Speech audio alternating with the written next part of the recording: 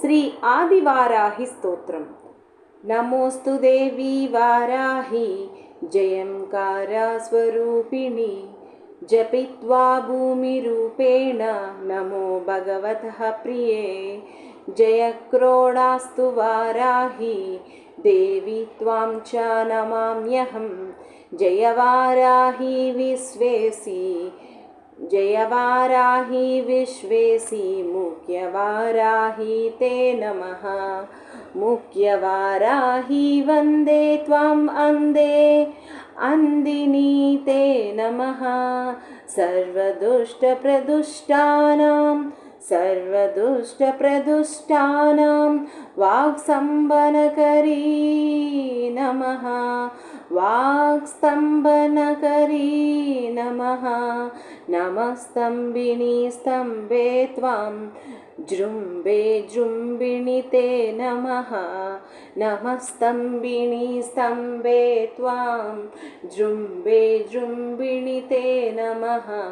रुन्दे रुन्दिनि वन्दे त्वां रुन्दे रुन्दिनि वन्दे त्वां। नमो देवी तु मोहिनी स्वभक्तानां हि सर्वेषां सर्वकामप्रदे नमः। बाह्योस्तम्भकरी वन्दे बाह्योस्तम्भकरी वन्दे चित्तस्तम्भनि ते नमः। चित्तस्तम्भनि ते नमः। बाह्योस्तम्भकरी वन्दे चित्तस्तम्भनि ते नमः। चक्षुस्तम्भिनि त्वां मुख्यस्तम्भिनि ते नमो नमः। जगत्स्तम्भिनि वन्दे त्वां जिह्वास्तम्भनकारिणि। जगत्स्तम्भिनि वन्दे त्वां जिह्वास्तम्भनकारिणि। स्तम्भनं कुरु शत्रूणां स्तम्भनं कुरु शत्रूणां। कुरु मे शत्रुनाशनं कुरु मे शत्रुनाशनं। शीघ्रं वश्यं च कुरुते शीघ्रं वश्यं च कुरुते योग्नौ वाचात्मिके नमः। वाचात्मिके नमः। चतुष्टयरूपे त्वां चतुष्टयरूपे त्वां शरणं सर्वदा भजे।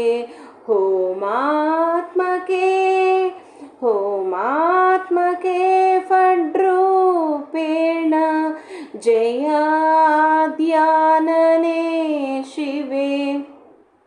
देहि मे सकलान् कामान् वाराहि जगदीश्वरी। देहि मे सकलान् कामान् वाराहि जगदीश्वरी। नमस्तुभ्यं नमस्तुभ्यं नमस्तुभ्यं नमो नमः। नमस्तुभ्यं नमस्तुभ्यं नमस्तुभ्यं नमो नमः। इदमाद्याननास्तोत्रं सर्वपापविनाशनम्। इदमाद्याननास्तोत्रं सर्वपापविनाशनं। पठेद्य सर्वदा भक्त्या पठेद्य सर्वदा भक्त्या पादकैर्मुच्यते तदा पादकैर्मुच्यते तदा। लभन्ते शत्रवो नाशं लभन्ते शत्रवो नाशं दुःखरोगापमृत्यवः महादायुष्यमाप्नोति